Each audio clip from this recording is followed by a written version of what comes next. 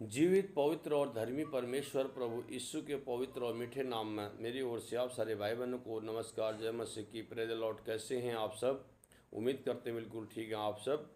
विषय की ओर जाने से पहले मैं आप सारे भाई बहनों का स्वागत और अभिनंदन करता हूं आपके अपने चैनल बाइबल हिंदी चैनल में। मेरे प्रियो, जैसे कि आज का विषय आप देख रहे हैं, कैसे चुने हुए भी भरमा दिए जाएंगे, यही आज का विषय है। और आज हम प्रभु के वचन से इन बातों को जानेंगे और सीखेंगे कि हमारे परमेश्वर प्रभु यीशु कहते हैं, जब अंतिम का समय आएगा तो झूठे मसीह, झूठे भविष्यद्वक्ताओं के द्वारा जो लोग चुने हुए लोग हैं वो भी भरमा दिए जाएंगे। इस बात को प्रभु ने अपने चेलों को बताया और आज आपको और हम भी बताया जा रहा है। तो हम पढ़ेंगे मत्ती रचित सुसमाचार, मत्ती रचित सुसमाचार 24 अध्याय उसका 4 और 5। तो यहाँ पर लिखा है,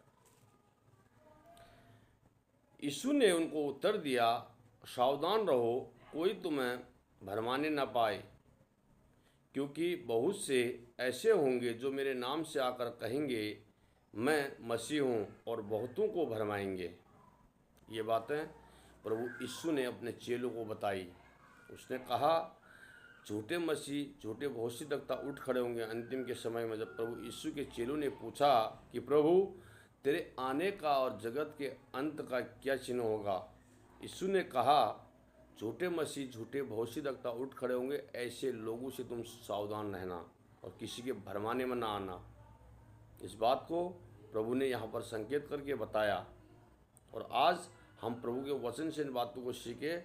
तो एक वचन में और पढ़ूंगा, यूहन्ना रचित सुसमाचार 6 अध्याय उसका 52 से लेकर 67 तक पढ़ूंगा। आप लोग इस अध्याय को यहाँ पूरा पढ़िएगा तो और भी आपको समझ में आ जाएगा।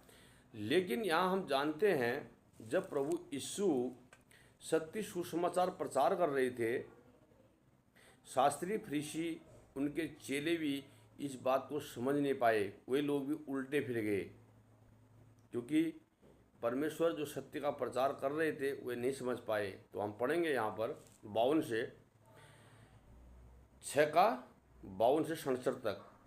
यहाँ पर लिखा, इस पर यहूदी यह कहकर आपस में झगड़ने लगे, यह मनुष्य कैसे हमें अपना मांस खाने को दे सकता है। यीशु ने उनसे कहा, मैं तुमसे सच सच कहता हूँ कि जब तक तुम मनुष्य के पुत्र का मांस न खाओ और उसका लहू ना पियो तो तुम में जीवन नहीं।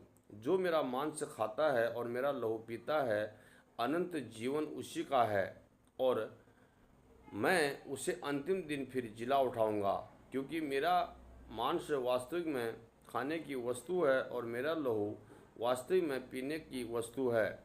जो मेरा मांस खाता है और मेरा लहू पीता है, वह मुझ में स्थिर बना रहता है और मैं उसमें। जैसे जीविते पिता ने मुझे भेजा और मैं पिता के कारण जीवित हूँ, वैसे ही वे भी जो मुझे खाएंगे मेरे कारण जीवित रहेंगे। जो रोटी स्वर्ग से उतरी यह है उस रोटी के समान नहीं, जिसे बाप दादाओं ने खाया और मर गए। जो कोई यह रोटी खाएगा वह सर्वदा जीवित रहेगा। ये बातें उसने कफरनहूम के एक आराधनालय में उपदेश देते समय कही।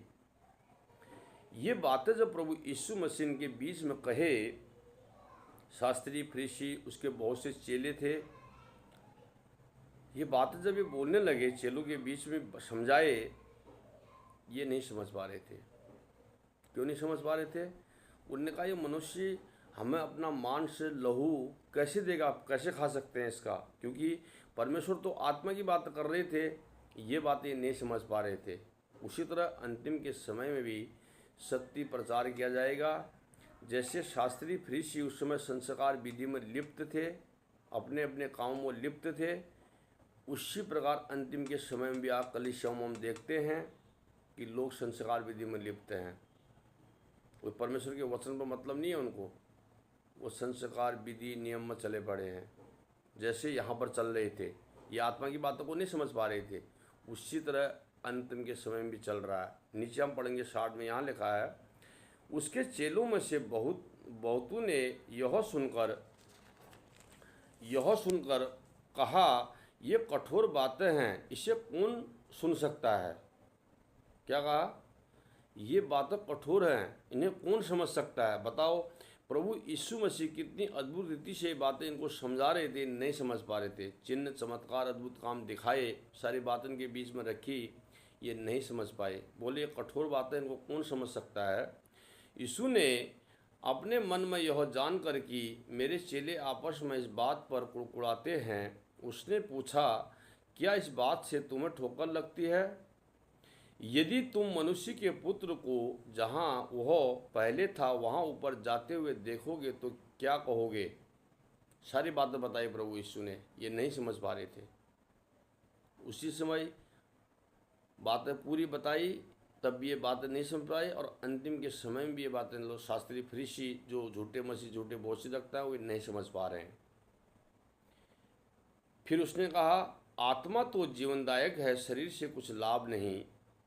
जो बातें मैंने तुमसे कही हैं वे आत्मा हैं। जो बातें मैंने तुमसे कही है वे आत्मा हैं। जो अभी हमने पीछे पढ़े वचन, ये सारी बातें आत्मिक बातें थी। मांस, लहू, दाखरस जो बात यहाँ बताया जा रहा है, सब आत्मा की बातें हैं और जीवन भी हैं। क्या है? ये वचन जीवन भी हैं। परंतु तुम में से कुछ ऐसे हैं जो विश्वास नहीं करते।